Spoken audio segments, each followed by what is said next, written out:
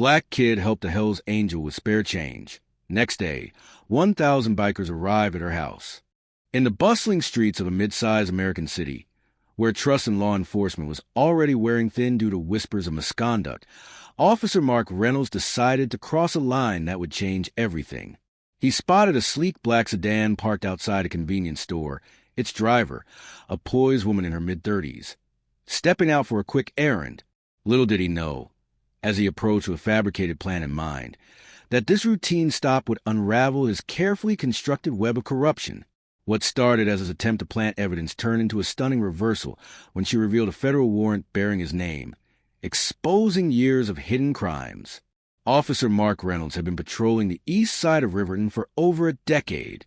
Known among his colleagues for his sharp instincts and unyielding demeanor, he projected an image of the ideal cop, dedicated, tough on crime, and always ready with a story about how he kept the streets safe. But beneath that facade lay a darker reality. Reynolds had long ago succumbed to the temptations that plagued some in his position. It began innocently enough, with small favors for local business owners in exchange for cash under the table. Over time, those favors escalated into something far more sinister: protecting drug dealers who paid him handsomely, falsifying reports to cover tracks, and occasionally planting evidence to frame those who got in his way or refused to play along. Riverton wasn't a massive metropolis like New York or Los Angeles, but it had its share of problems. The opioid crisis had hit hard, flooding the city with illegal substances and desperate users. Reynolds saw opportunity in the chaos. He aligned himself with a mid-level distributor named Carlos Mendoza, who operated out of a nondescript warehouse on the industrial outskirts. In return for looking the other way during shipments and tipping off Mendoza about rival busts, Reynolds pocketed thousands monthly. It was a lucrative arrangement, one that afforded him a comfortable life beyond his official salary, a new boat, vacations to the coast, and a savings account that grew suspiciously fast. But lately, things had started to heat up. Internal affairs had been sniffing around after an anonymous tip about irregularities in arrest records. Reynolds knew he needed to divert attention, create a distraction that would make him look like the hero while burying any leads pointing back to him. That's when he targeted Elena Vasquez. She was new in town, or at least that's what he assumed from her out-of-state plates. Driving a car that screamed understated luxury, she didn't fit the profile of the usual suspects he harassed. But to Reynolds, she was perfect. Someone who wouldn't have deep roots in the community, making it easier to pin something on her without much backlash. Elena Vasquez was no ordinary civilian, born in Miami to immigrant parents. She had risen through the ranks of federal law enforcement with a determination forged from personal loss. Her older brother had fallen victim to a corrupt system years ago, framed by dirty cops in a drug bust gone wrong. That tragedy propelled her into a career with the FBI, where she specialized in undercover operations targeting police corruption. At 35, she was a seasoned agent, her sharp mind and unassuming appearance making her ideal for deep cover assignments. For the past 6 months, she had been embedded in Riverton, posing as a freelance consultant while gathering evidence on a network of officers involved in protecting drug rings. Reynolds was at the top of her list. The day it all came to a head was unseasonably warm for early fall. Reynolds was cruising in his patrol car, radio crackling with routine calls, when he spotted Elena's sedan at the Quick Mart on Elm Street. She had pulled in for coffee, leaving her car unlocked, a common habit in smaller towns. Reynolds saw his chance. He had a small bag of what looked like cocaine in his trunk, found during a previous stop but never logged. It was his insurance policy for situations like this. Parking behind her, he waited until she entered the store, then slipped out, glancing around to ensure no witnesses. With practiced ease, he opened her passenger door and tucked the bag under the seat, just out of plain view but easy to discover during a search.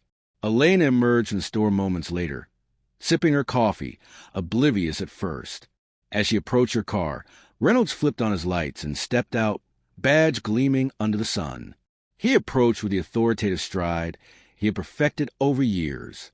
"Ma'am, step away from the vehicle," he commanded, his voice firm but polite enough to avoid immediate suspicion. Elena turned, her expression calm, almost curious. "Is there a problem, officer?" she asked, setting her coffee on the hood. Reynolds launched into his script. We received a tip about suspicious activity in this area. Your vehicle matches the description. I'm going to need to search it. It was a lie, of course, but one he had used countless times. Elena didn't protest. Instead, she nodded slowly, her eyes locking onto his nameplate. Officer Reynolds, right? Go ahead. Her compliance threw him off slightly. He expected resistance, maybe an argument that would justify escalation. But he proceeded, rummaging through the car with feigned thoroughness until he found the bag. Pulling it out triumphantly, he held it up. Well, look what we have here. Care to explain this? Elena's response was not what he anticipated. Instead of panic or denial, she reached into her jacket pocket and produced a folded document. Unfurling it, she handed it over with a steady hand. Actually, officer, I think you should explain this. Reynolds glanced at the paper, his confidence evaporating as he read the header. Federal arrest warrant. His name was printed boldly at the top, along with charges of corruption, evidence tampering, and conspiracy to distribute controlled substances. The document was signed by a federal judge, dated just days prior. For a moment, Reynolds stood frozen, the bag still in his grip. This couldn't be real. How had she known? Who was she? Elena didn't wait for him to process it. I'm Special Agent Elena Vasquez, FBI. You've been under investigation for months. That bag you just planted? It's the final nail in your coffin. She pulled out her badge, flashing it briefly before securing the scene with a call to her backup team, who had been monitoring from a distance. The events leading up to this confrontation had been meticulously planned. Elena's assignment in Riverton stemmed from a larger federal probe into interstate drug trafficking. Tips from informants had pointed to local police involvement, and Reynolds' name surfaced repeatedly. She arrived in the guise of a tech consultant, renting an apartment in a quiet neighborhood and blending in seamlessly. Her days were spent analyzing financial records, wiretaps, and surveillance footage. Nights involved tailing suspects, including Reynolds, who frequented shady meetings with Mendoza.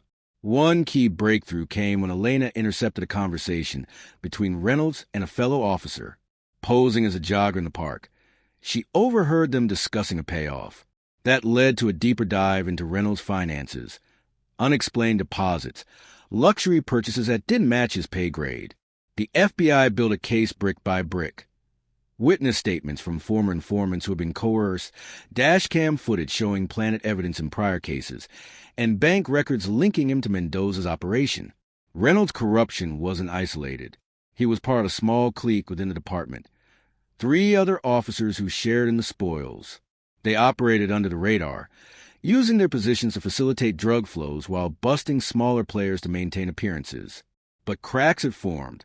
One officer, facing personal demons, had started talking to internal affairs anonymously. That tip reached federal ears, prompting Elena's deployment. As Reynolds stared at the warrant, memories flooded back. He recalled his first bribe, $100 from a bar owner to ignore underage drinking. It seemed harmless then, but greed grew. By the time he was deep in with Mendoza, there was no turning back. He had framed innocents, like the young mechanic last year, who refused to pay protection, planted drugs, ruined lives, all to protect his empire. Elena's voice cut through his daze. You have the right to remain silent, she began, Mirandizing him as protocol demanded. Backup arrived swiftly. 2 unmarked vans pulling up, agents spilling out to secure the area. Reynolds was cuffed, the bag confiscated as evidence of tampering. The quick-marked clerk watched from the window, phone in hand, capturing the scene that would soon go viral. In the interrogation room later that day, Reynolds sat across from Elena and her partner, Agent Tom Harlan. The room was stark, fluorescent lights buzzing overhead. Reynolds, stripped of his uniform, looked smaller, defeated. How long have you been on to me? He asked, voice hoarse. Elena leaned forward. Long enough to know about Mendoza, the warehouse drops, the payoffs. We have recordings, witnesses, everything. Harlan added details. Your boat? Paid for with dirty money. Vacations? Same. We've got the paper trail. Reynolds tried to negotiate, offering to flip on his partners. But the feds already had most of it. His accomplices were being rounded up simultaneously, raids on their homes yielding incriminating evidence. Mendoza's operation crumbled in tandem, with arrests spanning the city. The fallout was swift. News outlets picked up the story, headlines blaring about the corrupt cop caught in his own trap. Riverton's police department faced scrutiny, with reforms promised by the chief. Elena's role remained low-key. Undercover agents like her rarely sought the spotlight. But internally, she received commendations for dismantling a ring that had evaded detection for years. Reynolds' trial was a spectacle. Prosecutors presented overwhelming evidence. The planted bag matched to his fingerprints, wiretaps capturing deals, testimonies from victims of his frames. He pled guilty to reduced charges, facing 15 years.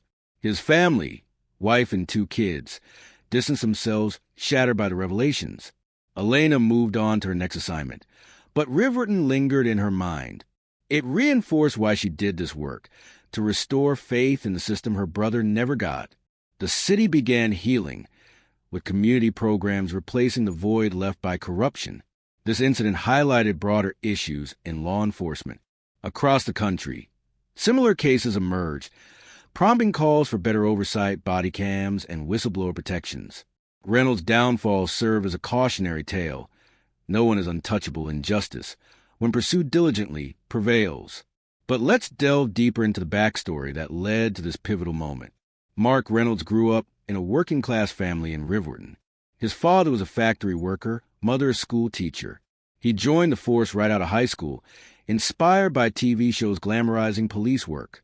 Early on, he was honest, making arrests that mattered. But the job stresses, long hours, low pay, constant danger, wore him down.